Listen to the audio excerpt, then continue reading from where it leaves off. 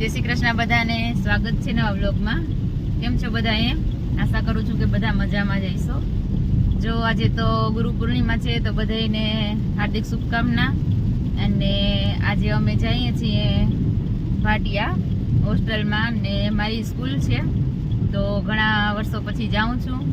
અને મારી ભત્રીજી ભણે છે તો આજે એને મળવાની તારીખ છે, તો કેટલાય ટાઈમથી કીધી હતી કે આવજો મળવા, તો જઈએ છીએ।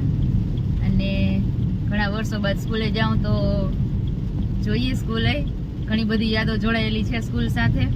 તો ચાલો મળીએ આગળ। અને જો અત્યારે તો વરસાદ બહુ જ આવે છે। કાયું મારો દીકરો બધાને રામ રામ તો કહી દે। હા, જય શ્રી કૃષ્ણ કહી દે।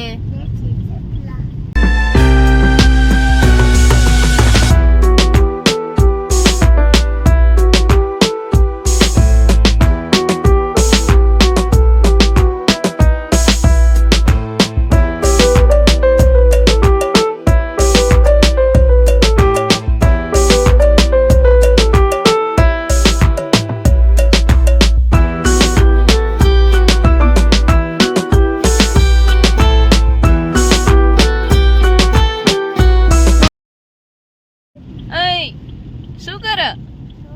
શું તો કેમ? રિયાન તો સૂતો છે હે? રિયાન ઉઠી જા, આપણે હમણાં પહોંચી જાશું હો। ઉઠી જાજો ને। જો પહોંચી ગયા ભાટિયાની બજારમાં, અને ભાટિયામાં બજાર તો હજી હતી એવી ને એવી જ છે। વરસાદમાં અમે મળવાની તારીખમાં આવતા ત્યારે આ જ વાતાવરણ હતું, અને હજી એ જ હાલત છે ભાટિયાની। તો ચાલો હવે પહોંચીએ હોસ્ટેલે। જો આ સામે દેખાય છે અમારી હોસ્ટેલ, અને સામેની બાજુમાં મહાદેવનું મંદિર છે। અમે ત્યારે છે ને દર્શન કરવા લઈ જતા, અને બહાર નીકળતા ત્યારે આમ મજા આવતી કે જો ખાલી રોડ જ ક્રોસ કરવાનો હતો તોય એવી મજા આવતી। આ છે મેઇન ગેટ।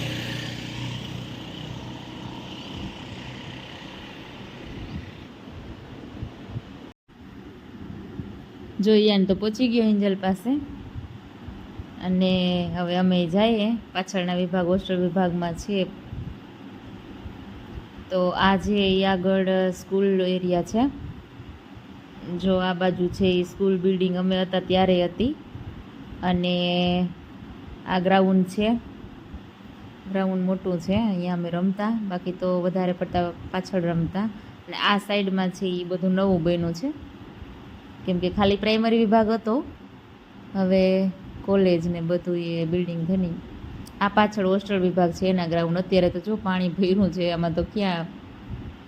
આ બાજુ અમે કબડ્ડી રમતા, અહીંયા ખો રમતા, ક્રિકેટ રમતા, પણ બહુ હાલત ખરાબ થઈ ગઈ છે, કેમ કે વરસાદને કારણે તો આવું જ હોય, પણ વધારે પડતું થોડુંક થઈ ગયું છે, રમાય એવું તો રહ્યું જ નથી લાગતું। જો સામે દેખાય એ પાછળનો ભાગ બધો, આ ભોજનાલય છે, ત્યાં અમે હતા ત્યારે નથી, પાછળથી બિલ્ડિંગ બન્યું છે। ઝાડવાન બસ તો થઈ ગયું છે બધું સરસ, મોટા ઝાડવાન બધું થઈ ગયું।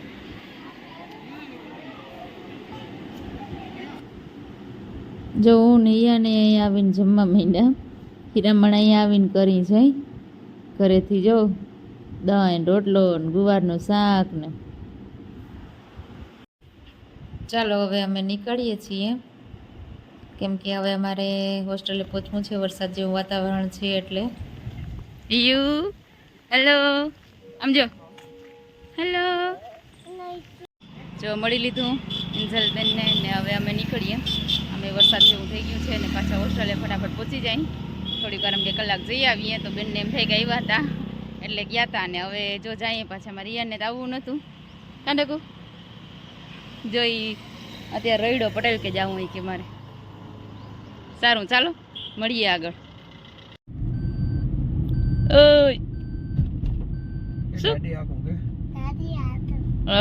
પગ પૂગી ગયા? નહીં મજા આવે? સરખી આપજો।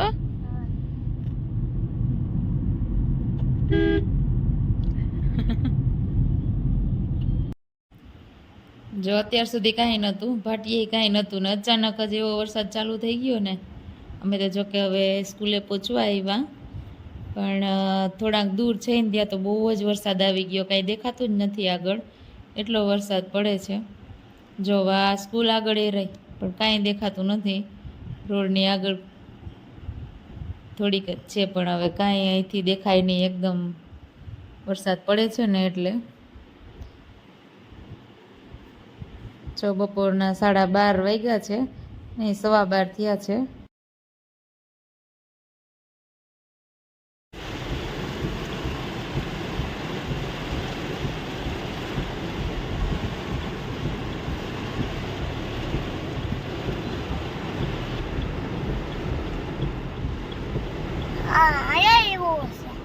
અહીંયા ક્યાં છે? અહીં છે જ નહીં. રોતા હવે તે બોલેલો તો દેતા તું ઉઠી આયા બાપા બાપા. જો બહુ વરસાદ હતો, છોકરા બધા જમીને સૂઈ ગયા અને અત્યારે જ આવું છે. પણ અમારે એક મજા છે, વરસાદ બંધ થાય એટલે 15 મિનિટમાં ગ્રાઉન્ડ સાફ થઈ જાય ને છોકરા રમવાય માંડે. જો ધીરો પડ્યો છે તો એ ગ્રાઉન્ડમાં કાંઈ નથી, 15 મિનિટ થશે એટલે આખની રેડી થઈ જશે, બંધ થાય તો થાય.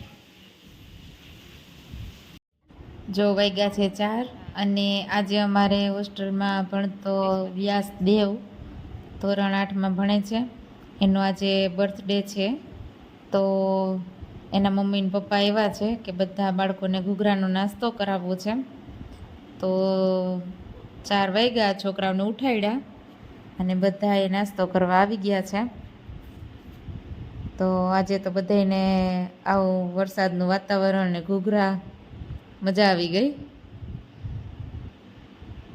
તો નાસ્તો કરે છે બધાય. આ છે દેવ, બધાને ચોકલેટ આપે છે ને બધા એને બર્થડે વિષય કરતા જાય છે અને નાસ્તો કરે છે.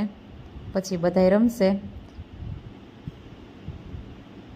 જો ડાયરેક્ટ તૈયાર જ થતા જાય, બનીને બધાને આપતા જાય છે. ભાઈએ જ આવ્યા છે બધું લઈને અહીંયા, એના મમ્મી ને પપ્પાને આવ્યા છે.